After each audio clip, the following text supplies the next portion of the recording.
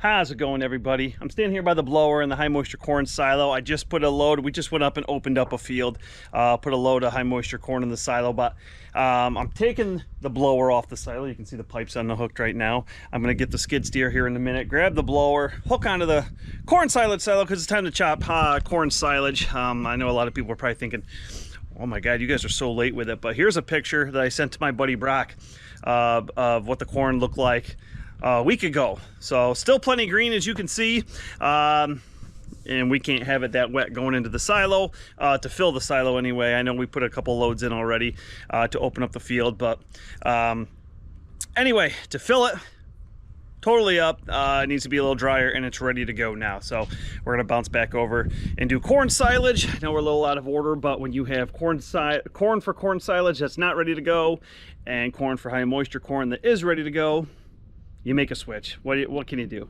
So I gotta run up now, close that. Like I said, I'm gonna grab the skid steer, move this over. I'll show you guys that. So yeah, but before we get too far into this video, as you can see, it's not just setting up for corn silage, it's saying goodbye to and you know, I don't talk about my personal life a lot. Some people have found me on other social, which I'm not a huge social media person, so I'm on there. I'm not big into it, of posting a bunch of things, but some people have found me on there. So some people have reached out to me and sent their condolences. My grandfather had passed away, 98 years old. So I just want to, he's been on the YouTube channel a couple times, so I just want to pay homage to him the way I can. So this is for him.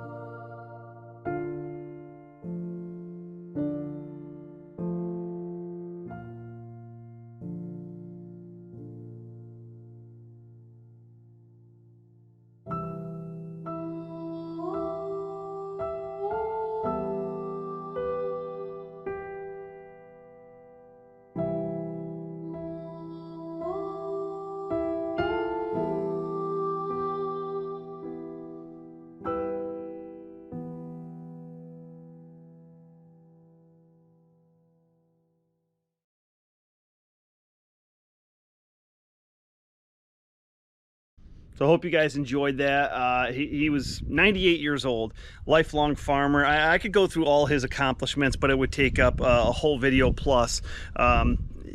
He's an amazing man. 11 grandkids, 20 great grandkids.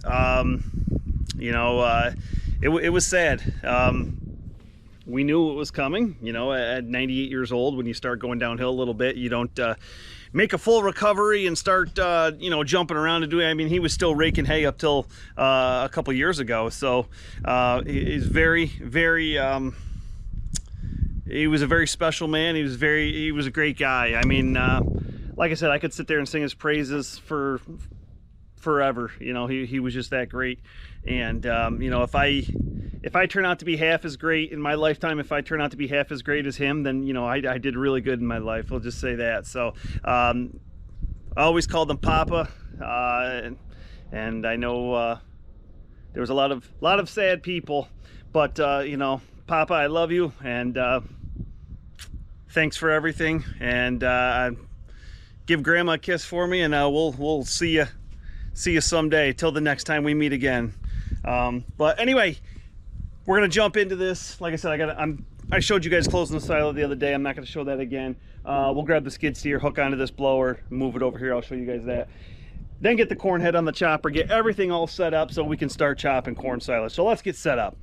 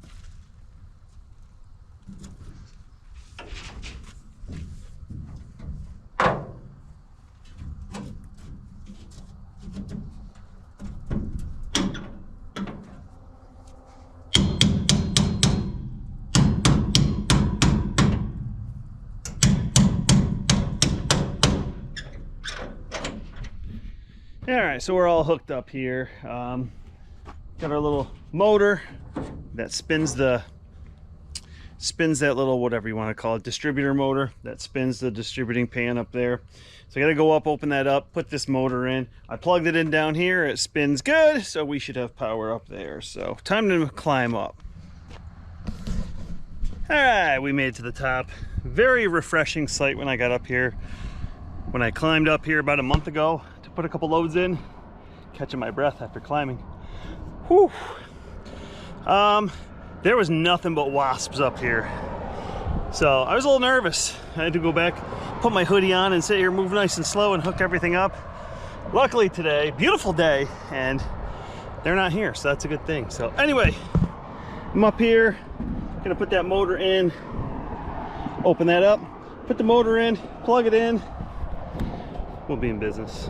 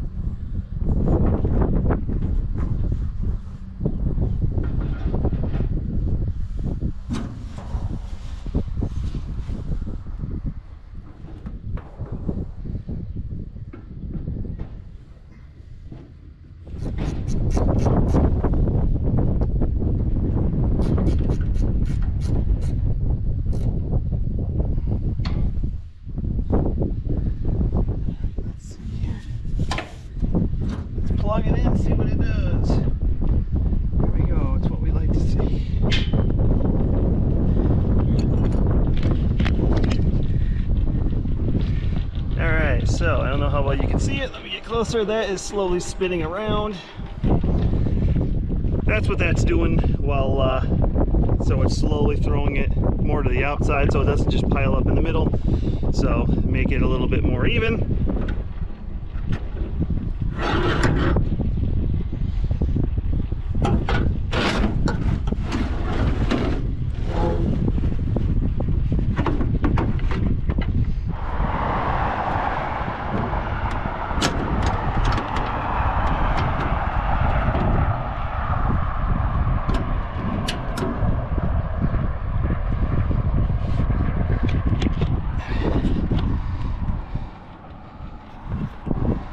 That's set.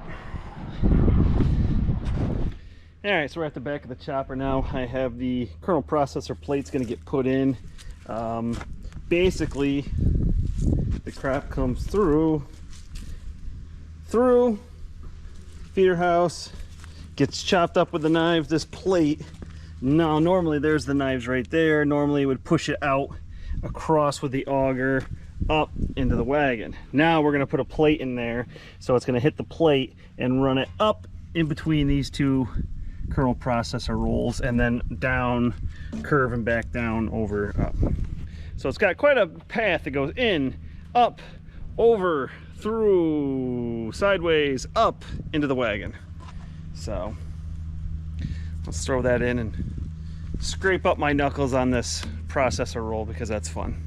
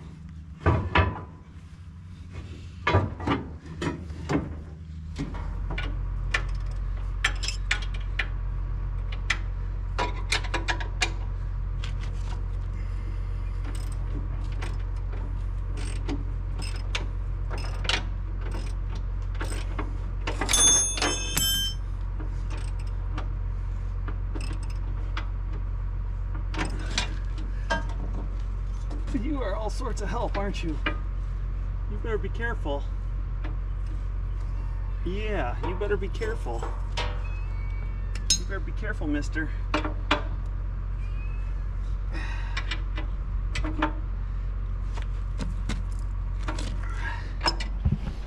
Alright, so the processor's in. I put the belt in. I notice this chain's pretty loose, so I'm going to adjust this idler sprocket here. Kind of tighten that up. Then we're going to throw the head on.